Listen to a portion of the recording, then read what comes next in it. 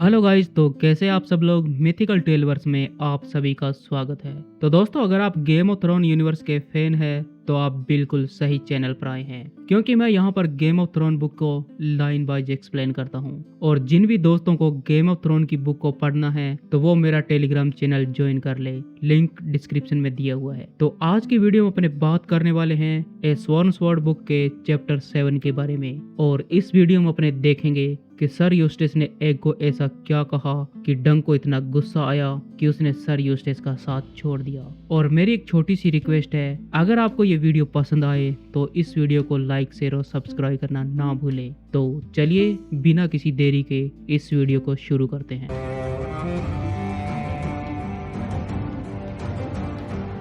जब कोल्डमोट किला डंक और एग की आंखों से ओझल हो गया, तब डंक ने एग से पूछा, उस दस्तावेज में क्या लिखा था। तब एग कहता है, वह राजा डेरोन की तरफ से लॉर्ड वाइमन बेबर के लिए विशेष अधिकारियों का एक घोषणा पत्र था, जिन्होंने ब्लैकफायर रिबेलियन में उनकी वफादारी से सेवा की थी। लॉर्ड वाइमन और उनके वंशजों को चेकी वाटर के सभी अधिकार दिए गए हैं, जहां से यह हॉर्सशू की पहाड़ियों से निकलकर लीफी लेक के किनारे तक जाता है।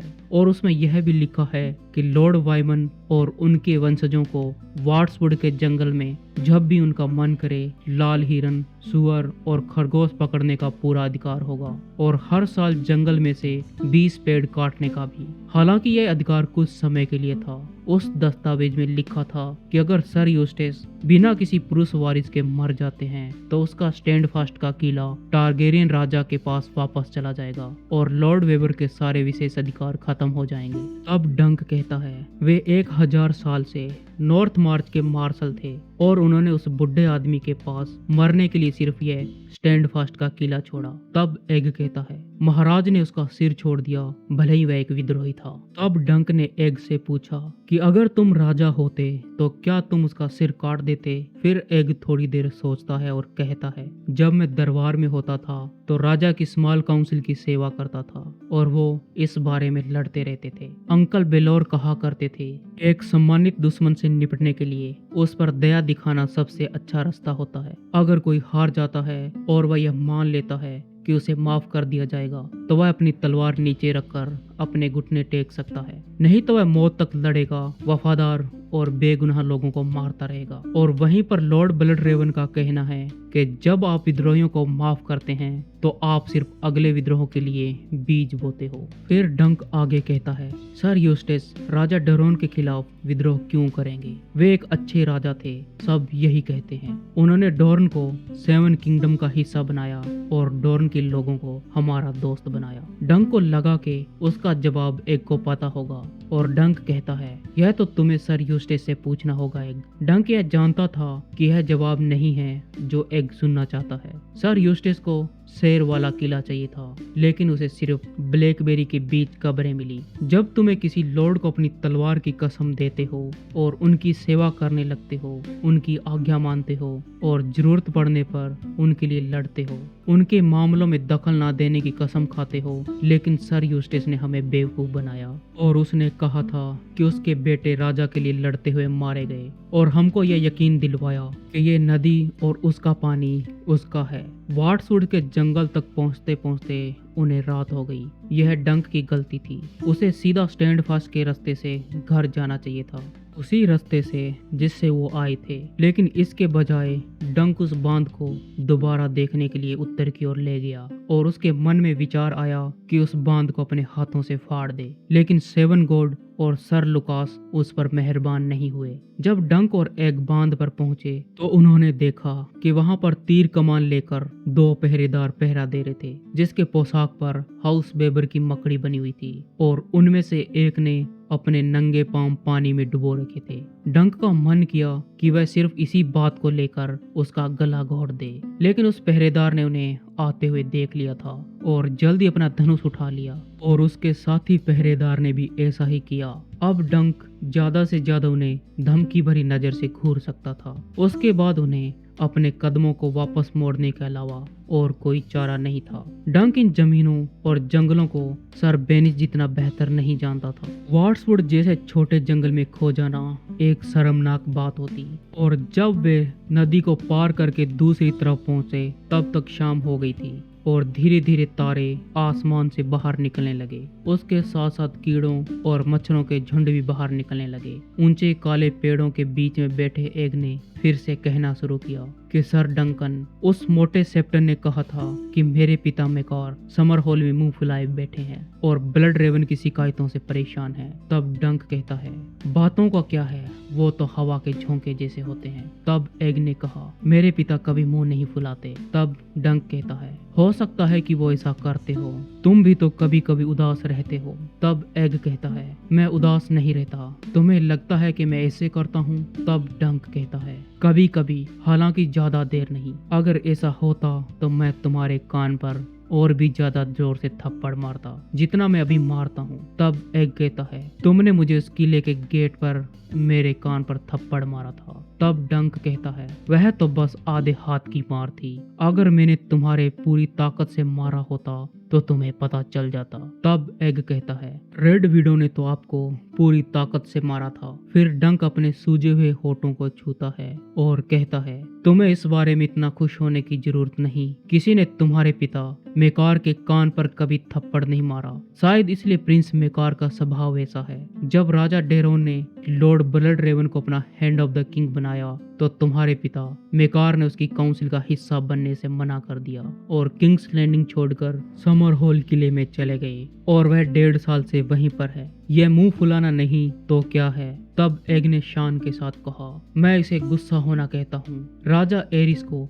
मेरे पिता मेकार को हैंड ऑफ द किंग बनाना चाहिए था। वह उनके भाई भी हैं और मेरे अंकल बेलोर द ब्रेक्सपियर की मौत के बाद 7 किंगडम में सबसे बेहतरीन सेनापति, और लॉर्ड ब्लड रेवन तो असली लॉर्ड भी नहीं है। यह बस उन्हें सम्मान देने के लिए ऐसा कहा जाता है। वह एक जादूगर है और एक बास्टर्ड और नीच कुल का है। तब डंक कहता है, वह एक बास्टर्ड था लेकिन नीच कुल का नहीं। ब्लड रेवन शायद असली लॉर्ड ना हो लेकिन वह दोनों तरफ से नोबल हाउस का था। लॉर्ड ब्लड रेवन की माँ मेलिशा ब्लैकवुड राजा एगोन द अनवर्दी की कई रखेलों में से एक थी।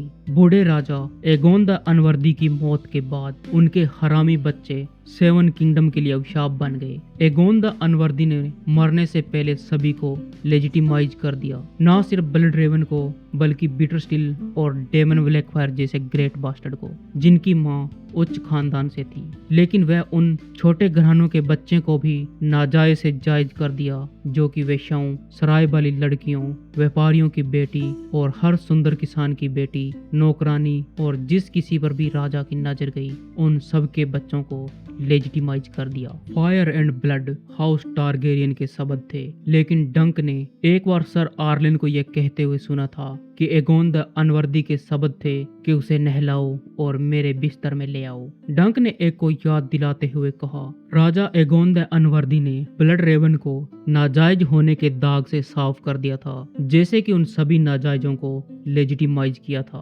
तब एग कहता है, पुराने हाई सेप्टन ने मेरे पिता मेकार से कहा था कि राजा का कानून एक तरफ है और 7 गॉड का कानून दूसरी तरफ। सच्चे बेटे शादी के बिस्तर पर पैदा होते हैं और वो द मदर और द फादर का आशीर्वाद पाते हैं, लेकिन नाजायज बच्चे वासना और कमजोरी से पैदा होते हैं। राजा एगोन द अनवर्दी ने फरमान जारी किया था कि उनके सभी नाजायज बेटे अब से नाजायज नहीं हैं, लेकिन वह उसकी फितरत नहीं बदल सका। हाई सेप्टन ने कहा था कि वे सभी नाजायज बच्चे विश्वासघात करने के लिए पैदा होते हैं। डेमन ब्लैकफायर, बीटर स्टिल और यहाँ तक के ब्लड रेवन भी। हाई सेप्टन का कहना है कि लॉर्ड रिवर उन दोनों में से चालाक था, लेकिन अंत में वह भी एक गद्दार साबित हो सकता है। हाई सेप्टन ने मेरे पिता मेकार को यह सलाह दी थी कि वो कभी भी किसी भी बास्टर्ड पर भरोसा ना करे, चाहे वो बड़े घराने का हो या फिर छोटे घराने का।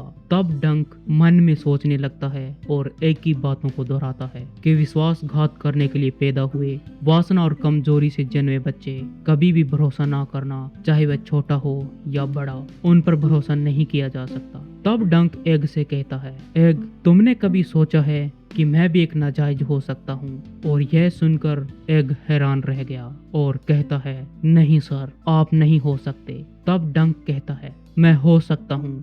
मैंने अपनी माँ को कभी नहीं देखा और ना ही मुझे पता है कि उनका क्या हुआ। शायद मैं बहुत बड़ा पैदा हुआ जिसकी वजह से मेरी माँ मर गई, और यह मुमकिन है कि वह कोई वेश्या या सराय वाली लड़की रही होगी। फ्लिया बॉटम में उच्च घराने की महिलाएं नहीं मिलती। अगर मेरी माँ ने कभी मेरे पिता से शादी की होती तो फिर मेरे पिता का क्या हुआ? डंक सर आर्लेन के मिलने से पहले की जिंदगी को याद करना पसंद नहीं करता था। और डंक आगे कहता है, किंग्स लैंडिंग में एक दुकान थी जहाँ पर वह ब्राउन स्टू के लिए चूहे, बिल्लियां और कबूतर बेचा करता था। और वहाँ पर एक रसोइया हमेशा यह कहा करता था कि मेरे पिता कोई चोर या जेब कतरा थे। हो सकता है मैंने उन्हें फांसी पर लटकते हुए देखा हो, या फिर उन्हें शायद देवाल यानी कि उत्तर की दीवार पर भेज दिया गया होगा। और डंक आगे कहता है, जब मैं सर आर्लेन का स्क्वायर था तो मैं उससे पूछा करता था कि अगर मैं किसी तरह देवाल पर पहुंच जाऊं तो शायद किसी दिन विंटरफेल या फिर किसी दूसरे नॉर्दर्न जगह पर चला जाऊं, और वहां पर शायद कोई मुझे बुढ़ा आदमी मिले जो बहुत लंबा और मेरे जैसे दिखता हो। लेकिन हम कभी उत्तर नहीं गए। सर आर्लेन और पेनेट्री कहा करते थे कि उत्तर में कोई हेज और बाड़े नहीं है, सारे जंगल जंगली भेड़ियों से भरे हुए हैं। तो सीधी और ज्यादा संभावना वाली बात है कि तुम एक नाजायज के स्क्वायर हो। और इस बार एग के पास कहने के लिए कुछ भी नहीं था।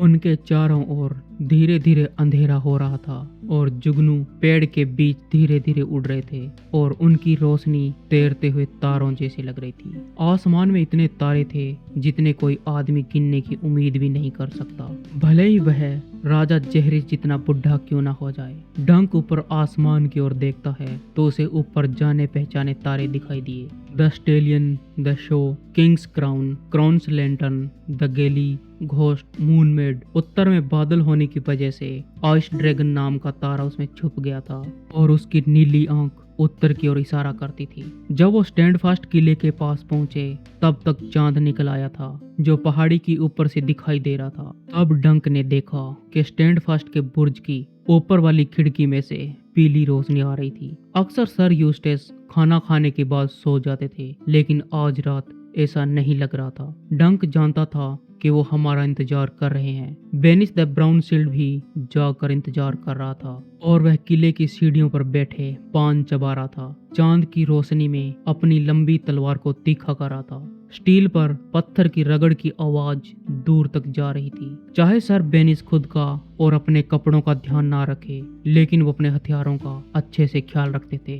तब बेनिस कहता है, तो मूर्ख, तुम वापस आ गए। मैं तो यहाँ पर अपनी तलवार को तेज कर रहा था ताकि मैं तुम्हें रेड विडो से बचाने जाऊं। तब डंक पूछता है, बाकी आदमी कहाँ हैं? तब बेनिस कहता है, ट्रेब और वेटवाट छत पर पहरा दे रहे हैं, कहीं वह रेड विडो अपने आदमियों के साथ ना आ जाए। और बाकी लोग दर्द से रो धोकर अपने बिस्तर में घुस गए। वे बहुत थके हुए हैं और आज मैंने उनसे बहुत काम करवाया। और उस बड़े बेवकूफ लेकविट के चेहरे को थोड़ा सा खून भी निकाला, बस उसे गुस्सा दिलाने के लिए। वह गुस्से में बेहतर लड़ता है। और फिर बेनिस अपनी भूरी और लाल मुस्कान के साथ मुस्कुराया और आगे कहता है, तुम्हारे होठ सूजे हुए हैं और अगली बार पत्थर को मत पलटना और बेवजह मुसीबत मोल मत लेना। तो उस लेडी बेबर ने क्या कहा? तब डंक कहता है, वह पानी अपने पास रखना चाहती है और उस बांध के पास खुदाई करने वाले की गाल काटने के लिए वो तुम्हें भी चाहती है सर बेनिस। तब बेनिस कहता है,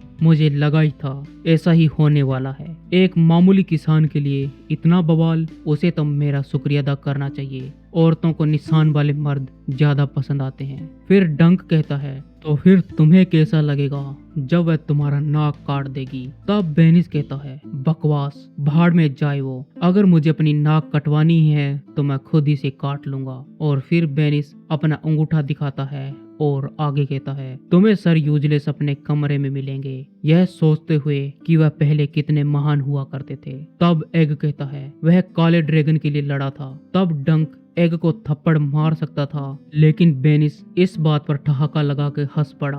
और बेनिस कहता है, बेशक उसने ऐसा किया होगा, जरा देखो उसे, क्या वह तुम्हें ऐसा लगता है कि वह जीतने वालों की साइड चुनता है? तब डंक कहता है, तुमसे ज्यादा नहीं, वरना तुम हमारे साथ यहाँ पर नहीं होते। और फिर डंक एग को कहता है, थंडर और मिस्टर की देखभाल करो और फिर ऊपर आके हमसे मिलो। जब डंक ऊपर आया तो सर यूस्टेस अंगीठी के पास बैठे थे। हालांकि वहां पर आग नहीं जलाई गई थी और उसके हाथ में उसके पिता का प्याला था, एक भारी चांदी का प्याला जो कॉन्क्वेस्ट से पहले किसी लॉर्ड ऑस्करे के लिए बनवाया गया था। प्याले के ऊपर एक चेक वाला शेर बना हुआ था जो जेड यानी कि हरे पत्थर और सोने की परत से बना हुआ था। हालांकि जेड के कुछ टुकड़े गायब हो चुके थे। डंक के कदमों की आवाज सुनकर सर यूस्टेस ऊपर देखते हैं और उन्होंने ऐसे पलकें झपकाई जैसी कि वह किसी सपने से जागा हो। तब यूस्टेस कहते हैं, सर डंकन आप वापस आ गए, क्या तुम्हें देखकर सर लुकास का रंग उड़ गया था? तब डंक कहता है, जैसे मैंने देखा था तो नहीं माय लॉर्ड, बल्कि इससे वह और ज्यादा गुस्सा हो गया। डंक ने कोल्डमोट किले की पूरी बात विस्तार से बताई, जितना सब कुछ वह बता सकता था। हालांकि डंक ने लेडी हेलिसेंट वाला किस्सा नहीं बताया जिसमें वह पूरी तरह से बेवकूफ लग रहा था। वह थप्पड़ वाली बात भी छोड़ देता, लेकिन उसके सूजे हुए होठ सारी कहानी बयां कर रहा था और सर यूस्टेस की नजर उस पर पड़े बिना नहीं रह सकती थी। सर यूस्टेस ने डंक के होठों की तरफ देखा और कहा, तुम्हारे होठ। तब डंक ने अपने होठों को धीरे से छुआ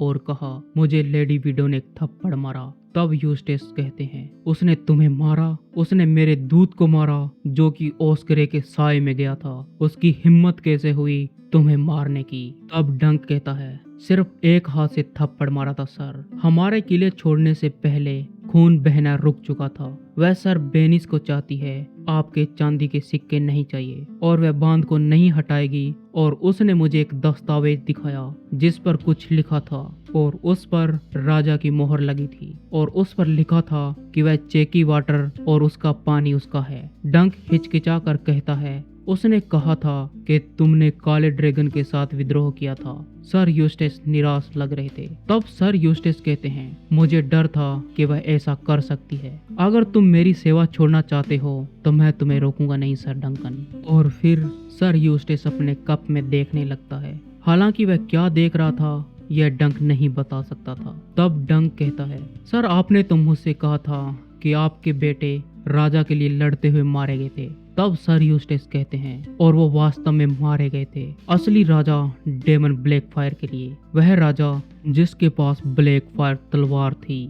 लाल ड्रैगन वाले आदमी खुद को वफादार कहते हैं, लेकिन जिन्होंने काले ड्रैगन को चुना हम भी उतने ही वफादार थे। वह एक समय था। हालांकि अब वे सभी लोग जो मेरे साथ प्रिंस डेमन ब्लैकफायर को आयरन थ्रोन पर बैठाने के लिए निकले थे, वो सब सुबह की ओस की तरह गायब हो गए। शायद मैंने उनका सपना देखा था, या शायद लॉर्ड ब्लड रेवन और उनके रेवन टीथ ने उनमें डर बिठा दिया होगा।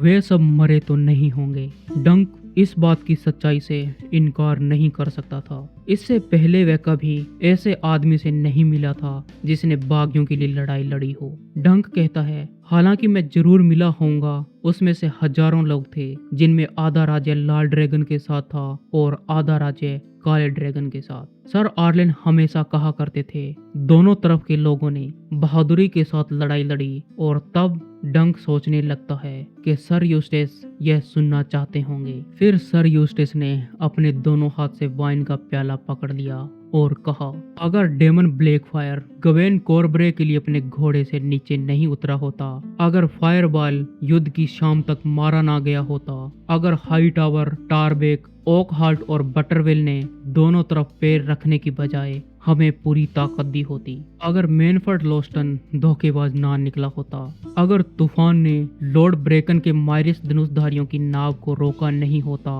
और उनको आने में देरी नहीं हुई होती, अगर क्विक फिंगर चोरी के ड्रैगन अंडों के साथ पकड़ा ना गया होता, इतने सारे अगर में अगर कोई भी एक चीज हमारे पक्ष में होती तो पासा पलट सकता था और इसका परिणाम कुछ अलग ही होता।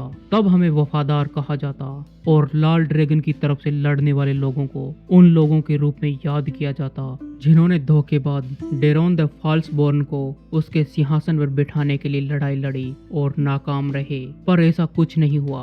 अब डंक कहता है, हो सकता है आप सही कह रहे हो माय लॉर्ड, लेकिन चीजें वैसे ही है जैसे हुआ था।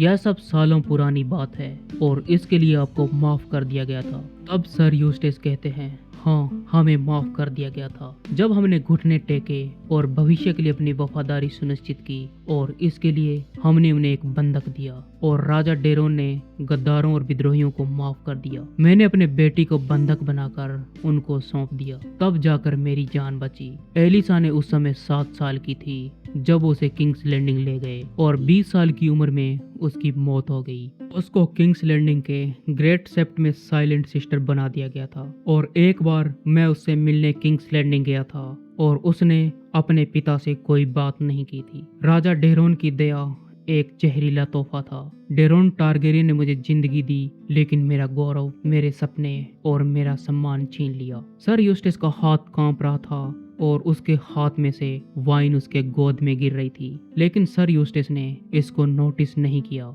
सर यूस्टेस आगे कहते हैं, मुझे बिटर स्टील के साथ देश निकाला स्वीकार कर लेना चाहिए था और उसके साथ चला जाना चाहिए था, या फिर अपने बेटों और राजा के साथ मर जाना चाहिए था। यह मौत हाउस ओस्गरे के चेकी लोइन के लिए एक सम्मानजनक मौत होती और ये मौत ओस्गरे घरानों के वंशज को गौरवान्वित करती।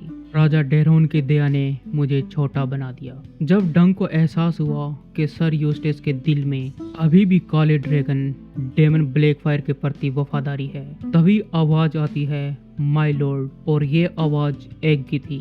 एग तब अंदर आया था जब सर यूस्टेस अपनी मौत के बारे में बात कर रहा था। सर यूस्टेस ने एग को ऐसे देखा जैसे वह उसे पहली बार देख रहा हो और सर यूस्टेस कहते हैं, हाँ बच्चे, क्या बात है। तब एग कहता है, सर अगर आप बुरा ना माने तो रेड विडो कहती है कि आपने उसका किला पाने के लिए बगावत की थी। यह सच नहीं है ना? और सर यूस्टेस कंफ्यूजन में लग रहे थे और उन्होंने कहा, किला, कोल्डमोट का किला? हाँ, डेमन ब्लैकफायर ने मुझे कोल्डमोट का किला देने का वादा किया था, लेकिन यह लालच और फायदे के लिए नहीं था। तब एग ने पूछा, तो फिर क्यों? तब सर यूस्टेस कहते हैं, क्या क्यों? तब एग कहता है, तो आप गद्दार क्यों बने अगर यह किले के लिए नहीं था तो? तब सर यूस्टेस काफी देर चुप रहने के बाद एग को देखते हैं और कहते हैं, तुम अभी सिर्फ एक छोटे बच्चे हो एग, तुम नहीं समझोगे। तब एग ने कहा, क्या पता सर, मैं समझ जाऊं। तब यूस्टेस कहते हैं, देशद्रोह तो बस एक शब्द है। जब 2 राजकुमार एक ही थ्रोन पर बैठने के लिए लड़ते हैं जिस पर केवल एक ही बैठ सकता है, तो बड़े लॉर्ड्स और आम लोगों को उनमें से एक को चुनना होता है। और जब लड़ाई खत्म हो जाती है तो जीतने वाले को वफादार और सच्चा माना जाता है, जबकि हारने वाले को हमेशा के लिए बागी और गद्दार के तौर पर जाना जाता है। बस यही मेरी किस्मत थी। तब एग ने कुछ देर सोचा और कहा, हाँ माय लॉर्ड, लेकिन राजा डेरोन एक अच्छे आदमी थे, तो आपने डेमन ब्लैकफायर को क्यों चुना? तब सर यूस्टेस लड़खड़ाती हुई जुबान से बोलते हैं, राजा डेरोन, और डंक को एहसास हुआ कि वह अभी भी आधे नशे में है। फिर यूस्टेस कहते हैं, डेरोन पतला और गोल कंधों वाला था, उसका पेट बड़ा था जो चलते समय हिलता था, जबकि डेमन ब्लैकफायर सीधा और गर्व से खड़ा रहता और उसका पेट ओक के पेड़ की तरह सीधा और सख्त था और डेमन लड़ना जानता था। वह कुल्हाड़ी, भाले और गदा चलाने में जितना माहिर था उतना ही वह तलवार चलाने में, और जब वह तलवार के साथ खड़ा होता तो साक्षात युद्ध के देवता द वॉरियर जैसे लगता। जब प्रिंस डेमन के हाथ में ब्लैकफायर तलवार होती तो कोई भी योद्धा उनके बराबरी का नहीं लगता, ना तो डाउन तलवार के साथ उल्रिक डाइन और ना ही डार्क सिस्टर तलवार के साथ ड्रैगन नाइट। सर यूस्टेस आगे कहते हैं, एग, तुम किसी भी आदमी को उसके दोस्तों से पहचान सकते हो। डेरोन ने अपने चारों ओर मिस्टर सेप्टन और गायकों को रखा और उसके कान में औरतें फुसफुसाती रहती और उसका दरबार डोर्निश लोगों से भरा रहता। ऐसे कैसे ना होता, क्योंकि वह एक डोर्निश औरत को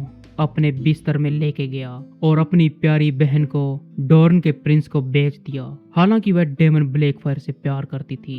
डेरोन का नाम यंग ड्रैगन जैसा था, लेकिन जब उसकी डॉर्निश पत्नी ने उसे एक बेटा दिया तो उसने अपने बच्चे का नाम बेलोर रखा, और उस राजा के नाम पर जो आयरन थ्रोन पर बैठने वाले सबसे कमजोर राजा थे। लेकिन डेमन उतना ही धार्मिक था जितना एक राजा को होना चाहिए था, और उसके साथ सभी महान नाइट उसके पास इकट्ठा होते थे।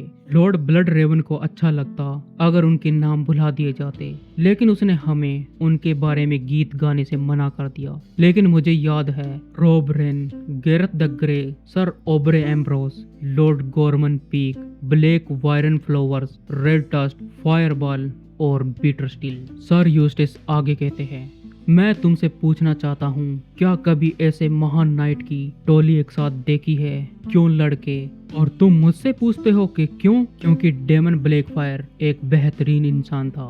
तभी बूढ़े राजा एगोन द अनवर्दी ने अपनी तलवार डेमन को दी थी। ब्लैकफायर तलवार एगोन द कॉन्करर की तलवार थी।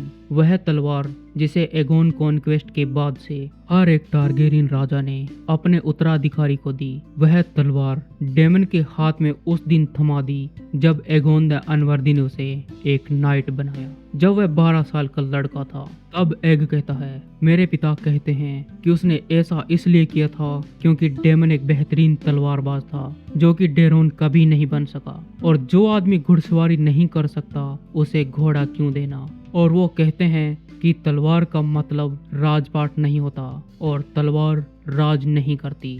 तब सर यूस्टेस का हाथ इतनी जोर से झटका कि उसके हाथ से चांदी के कप में से वाइन नीचे गिर गई और उसने कहा, तुम्हारे पिता बेवकूफ और मूर्ख है। तब एग कहता है, वो नहीं है, मेरे पिता मूर्ख नहीं है। तब सर यूस्टेस का चेहरा गुस्से में और भी ज्यादा बिगड़ गया और यूस्टेस कहते हैं, तुमने मुझसे सवाल पूछा था और मैंने इसका जवाब दे दिया, लेकिन मैं बदतमीजी बर्दाश्त नहीं करूंगा। सर डंकन, तुम्हें इस लड़के को और ज्यादा पीटना चाहिए, इसमें तमीज की बहुत कमी है।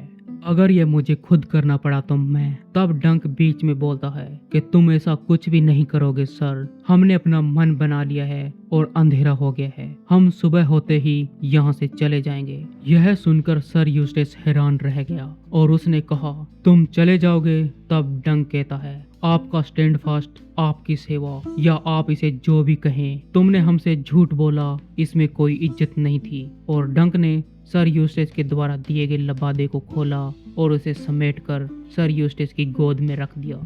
तब यूस्टेस की आंखें छोटी हो गई और उसने कहा, क्या उस औरत ने तुम्हें अपनी सेवा करने का लालच दिया है? क्या तुम उस बदचलन वेश्या के बिस्तर में जाने के लिए मुझे छोड़ रहे हो? तब डंक कहता है, मुझे नहीं पता कि वह वेश्या है या चुड़ैल है या जहर देने वाली कोई औरत या इनमें से कोई भी नहीं, लेकिन वह जो भी कोई हो, मुझे इससे कोई फर्क नहीं पड़ता। हम यहाँ से झाड़ियों की तरफ जा रहे हैं, कोल्डमोट की तरफ नहीं। तब सर यूस्टेस कहते हैं, तुम खाई की तरफ जा रहे हो? क्या तुम्हारा यही मतलब है? तुम भेड़ियों की तरह जा रहे हो ताकि रास्ते में मिलने वाले ईमानदार लोगों को लूट सको? तो जाओ फिर, चले जाओ, मुझे तुम में से किसी की जरूरत नहीं, मुझे तुम्हें कभी लेना ही नहीं चाहिए था। चले जाओ सर डंकन, यहाँ से चले जाओ। तब डंक कहता है, जैसा आप कहे सर। और फिर डंक ने एग को इशारा किया और एग उसके पीछे पीछे चल दिया और यह चैप्टर यहीं पर समाप्त हो जाता है। तो दोस्तों, कैसे लगा यह वीडियो? अगर वीडियो यहाँ तक देख लिया है तो इसका मतलब यह वीडियो आपको पसंद आया है। अगर यह वीडियो पसंद आया हो तो इस वीडियो को लाइक, शेयर और सब्सक्राइब करना ना भूले। मिलते हैं जल्दी इसके अगले चैप्टर के साथ। Thank you for watching this video.